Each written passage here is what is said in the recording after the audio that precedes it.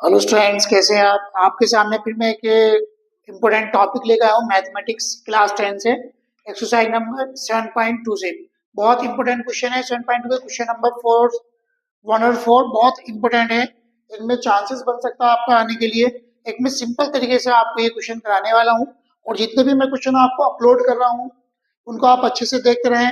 226 board exam में इनके मिलने के चांसेस काफी हैं। तो हमारा पहला क्वेश्चन है, students find the coordinate of the point which divides the join of -1, 7 and 4, -3 in the ratio 2:3। यानी कि उसने कहा कि दो पॉइंट है, जब उनको ज्वाइन करा जाता है, तो जब ज्वाइन करा जाता है तो उसको एक पॉइंट कट करता है कितने रेशियो में? 2:3 में। तो वह कोऑर्डिनेट पॉइंट आपके पास क्या होगा? तो देखिए, पहले हम इसका सोल्यूशन करते हैं फर्स्ट वाले का स्टूडेंट्स।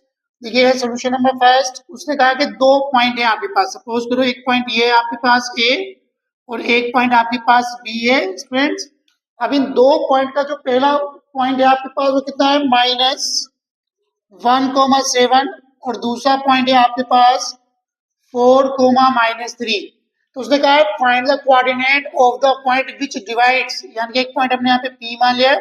इस पी पॉइंट को हम कितना मान के चलेंगे? X comma y, x comma y, और डिवाइड रेशियो कितनी है? 2:3। कितनी है? 2:3 है आपके पास। यानी कि उसने जो डिवाइड करा है 2 और 3 में डिवाइड करा है। तो डिवाइड करने के बाद जो पॉइंट है आपका पी कोमा एक्स वाई, इसकी वैल्यू कितनी होगी हमारे पास? तो बहुत सिंपल क्वेश्चन है। देखिएगा, सबसे पहले हम तो कोऑर्डिनेट लिख देते हैं। ए की कोऑर्डिनेट है आपके पास -1, 7, और बी के कोऑर्डिनेट होगा आपके पास 4, -3, और m1 रेशियो m2 हो गई आपके पास 2:3। सी स्टूडेंट्स, अब हम देखेंगे यहाँ पे x1, यानी कि जो पहला पॉइंट होता है x1 का होता है स्टूडेंट्स, दूसरा पॉइंट y1 का। इसी तरीके से पहला पॉइंट x2 और दूसरा पॉइंट y2 हो जाएगा आपके पास। तो यहाँ से हम लिखते हैं, देखिएगा x1 स्टूडेंट्स कितना हो जाएगा? -1, और y1 कितना हो जाएगा स्टूडेंट्स हमारे पास? 7। इसी तरीके से x2 की वैल्यू कितनी हो जाएगी? 4, और y2 की वैल्यू हो जाएगी -3, और m1 को हम कितना लेट से कर लेंगे? 2, और m2 को कितना मानेगा? 3। ये हमारे पास स्टूडेंट्स पॉइंट आ चुके हैं। अब यहाँ पे हम क्या लगाएंगे? फॉर्मूला लगाएंगे। देखिएगा फॉर्मूला क्या कहता है आपके पास? द कोऑर्डिनेट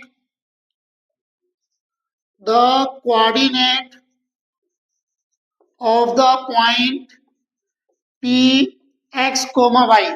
तो देखिएगा ये फॉर्मूला आपके पास कितना हो जाएगा? m1 x2 plus m2 x1 upon m1 plus m2 comma m1 y2 plus m2 y1 upon m1 plus m2। देखिए स्टूडेंट्स, ये आपके पास फॉर्मूला है। बहुत इंपॉर्टेंट क्वेश्चन है। ये क्वेश्चन जब भी आता है आपका 3 मार्क्स में आता है। बहुत सिंपल क्वेश्चन है। तो देखिए यहाँ पे सिर्फ क्या करना है हमें? m1 x1 x2 इनकी y1 y2 इनकी वैल्यू यहाँ पे आप पुट करनी है। पुट करने के बाद आपके पास आंसर आ जाएगा। देखिएगा स्टूडेंट्स, m1 की वैल्यू हमारे पास कितनी? देखिएगा m1 की वैल्यू हमारे पास 2, और x2 की वैल्यू देखो ये स्टूडेंट्स हमारे पास कितनी है? 4। तो हम यहाँ पे 4 लगा देंगे, प्लस m2 की वैल्यू कितनी स्टूडेंट्स हमारे पास? 3 आ जाएगा। x1 की वैल्यू कितनी है? -1 ब्रैकेट में लगा दे ताकि मिस्टेक ना हो पाए हमारे पास, अपॉन 2 + 3 कोमा। देखिए m1 की वैल्यू कितनी हो जाएगी? 2। y2 देखिएगा स्टूडेंट्स, y2 की वैल्यू कितनी है? -3 पुट कर देंगे, प्लस m2 की वैल्यू हमारे पास कितनी है स्टूडेंट्स? 3, और y1 की वैल्यू स्टूडेंट्स कितनी है हमारे पास?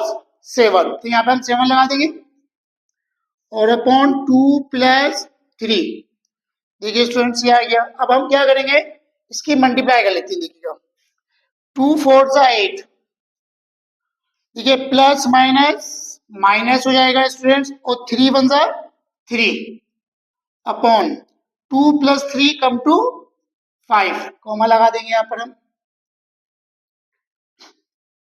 देखिए स्टूडेंट दूसरा देखिए, प्लस माइनस माइनस 2 3 सा 6, देखिए प्लस 3 7 सा 21, अपॉन 5।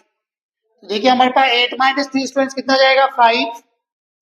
अपॉन 5 कोमा 21 माइनस के 6 कम टू 15, 15 अपॉन 5, देखिए 5 1 5 और 5 3 15। हमारे पॉइंट जो पॉइंट चल रहे थे वो x कोमा y चल रहे थे, वो कितना आ चुके हैं 1 कोमा 3 आ चुके हैं। ये स्टूडेंट्स हमारे पास आंसर आएंगे। देखिए बहुत इंपॉर्टेंट क्वेश्चन है, आता रहता है आपके पास।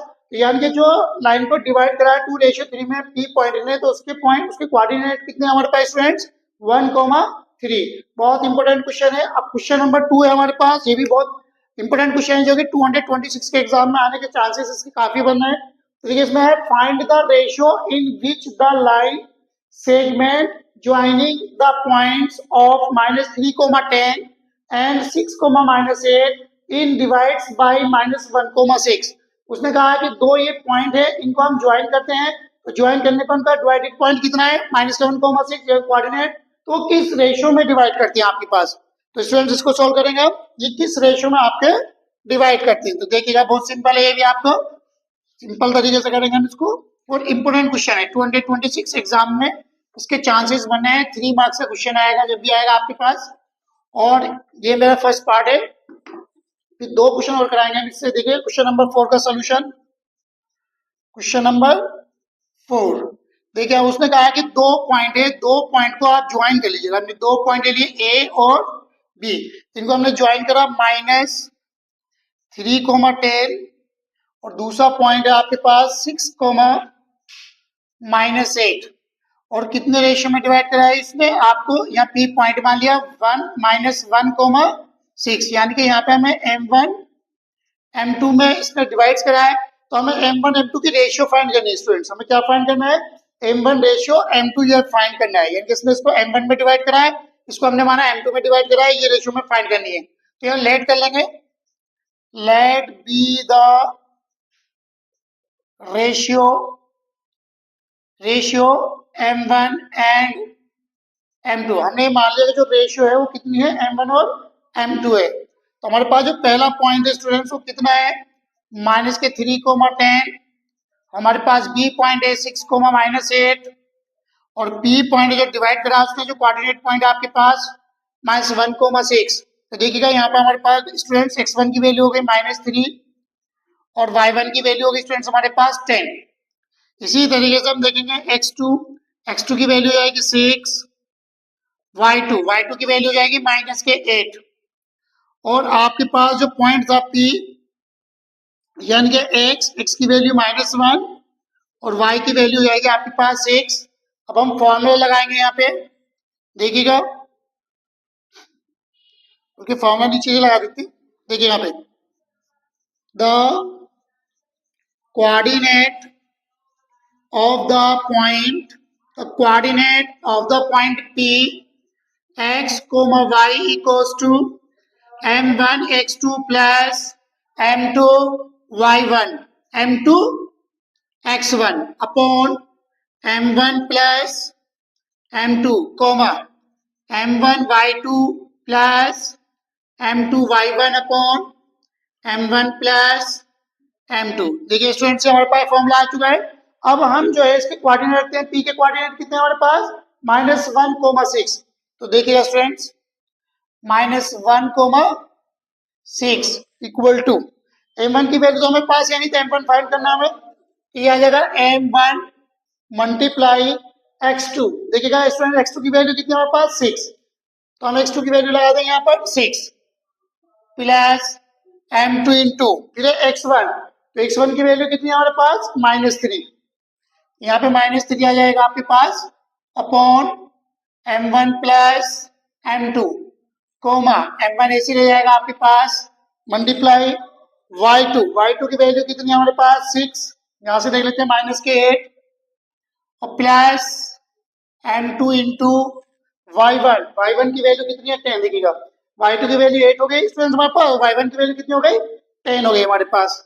तो ये m2 यानी कि y2 की वैल्यू होगी 10 upon m1 plus m2।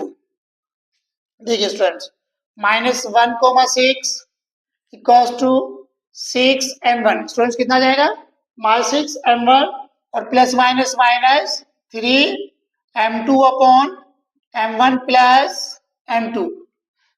Student फिर हम यहाँ पे इसकी मल्टीप्लाई करेंगे, देखिएगा तो ये आ जाएगा minus 8m1 plus 10m2 upon m1 plus m2। ये हमारे पास स्टूडेंट्स आ चुका है। देखिए ये x कोऑर्डिनेट है, ये y कोऑर्डिनेट है, इसी तरीके से ये भी x कोऑर्डिनेट है स्टूडेंट्स और ये भी y कोऑर्डिनेट है। अगर आप x कोऑर्डिनेट से सोल्व करें या y कोऑर्डिनेट से सोल्व करें, दोनों से आंसर आपके सेम आएगा। अगर हम माइनस के 1 लेंगे तो इससे कंपेयरिंग करनी पड़ेगी हमें, अगर हम 6 से सोल्व करेंगे तो यहाँ पे कंपेयरिंग करनी पड़ेगी। तो दोनों से m1 और m2 की दोनों से ही वैल्यू सेम आ जाएगी। तो हम x कोऑर्डिनेट से ले लेते हैं, इफ -1 तो ये x कोऑर्डिनेट है, तो 6m1 माइनस के 3m2 upon m1 plus m2। आप x से सोल्व कर ले या y से सोल्व करें, आंसर सेम आएगा। माइनस के 1 रख के सोल्व करेंगे तो ये x कोऑर्डिनेट्स के साथ जाएगा, ये y कोऑर्डिनेट है, ये भी y कोऑर्डिनेट है।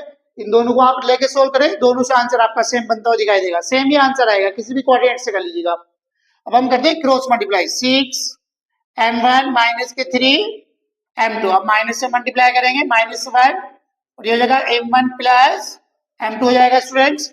देखिएगा 6m1 माइनस के 3m2, -1 से अंदर मल्टीप्लाई करेंगे स्टूडेंट्स, कितना बन जाएगा -m1 minus plus minus -m2। देखिए m1 तो हम इस साइड लाएंगे और m2 इस साइड लेके जाएंगे हम, देखिएगा तो ये हमारे पास कितना था 6m1, तो ये हो जाएगा प्लस m1। ये हमारे पास स्टूडेंट्स कितना है m2 और हमारे पास m2 यहाँ पे कितना है लेफ्ट हैंड साइड में -3, तो ये प्लस हो जाएगा प्लस 3m2।